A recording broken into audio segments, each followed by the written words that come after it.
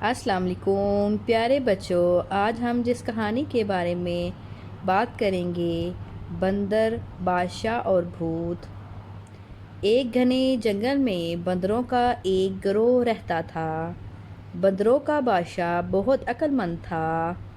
ایک دن اس نے اپنے گروہ کو اکٹھا بلایا۔ میرے پیارے بندروں، ہم خوش قسمت ہیں کہ اس خوبصورت جنگل میں رہتے ہیں، لیکن خبردار، درخت اور پودے ہرے بھرے اور سرسبز ہو سکتے ہیں، لیکن ان میں بہت سے زہریلے پھل ہوتے ہیں۔ تالاب صاف چمکتا ہوا پانی ہو سکتا ہے، لیکن ان میں سے ایک بھوت رہتا ہے۔ اس لیے پہلے مجھ سے پوچھے بغیر کچھ نہ کھاؤ اور نہ پیو۔ اگلے دن ایک بندر کو پیاس لگی۔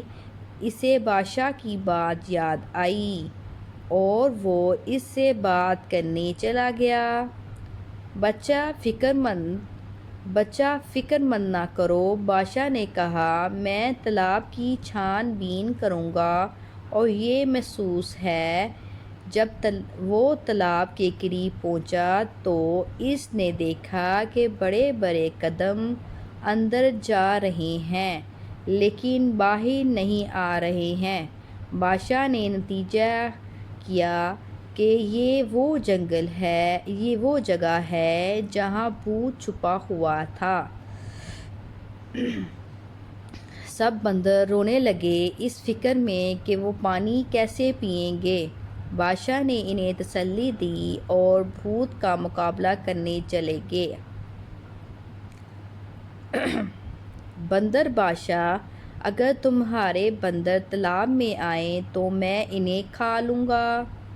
اگر وہ ایسا نہ کریں تو وہ پیاسے مر جائیں گے۔ بادشاہ نے سوچا، مجھے کوئی حل تلاش کرنا چاہیے۔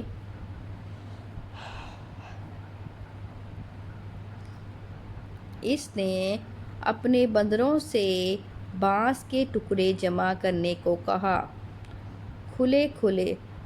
کھولے بانس کی چھڑیوں کو آپس میں جوڑ کر اس نے ایک بڑا پائپ بنایا جو تالاب کا پانی چوستا تھا۔ بندر اپنے دل کی خوشی کے مطابق پینے کے قابل تھے۔ سب کی طرف سے بندر بادشاہ کو سلام۔ بندروں کے نعرے لگے۔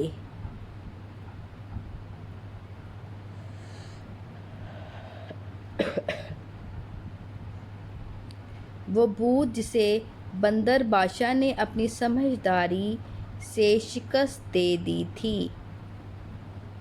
وہ لمبے چہرے کے ساتھ تالاب میں واپس چلا گیا۔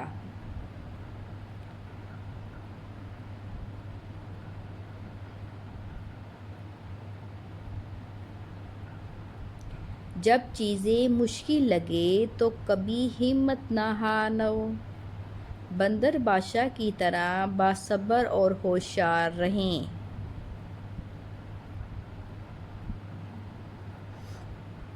پیارے بچوں، اگر آپ کو میری کہانی پسند آئی ہے تو آپ ضرور لائک اور سبسکرائب کیجیے تاکہ میری آئندہ آنے والی ویڈیو آپ تک پہنچتی چلی جائے، اور بیل آئیکن بٹن کو ضرور دبا دیے جائے۔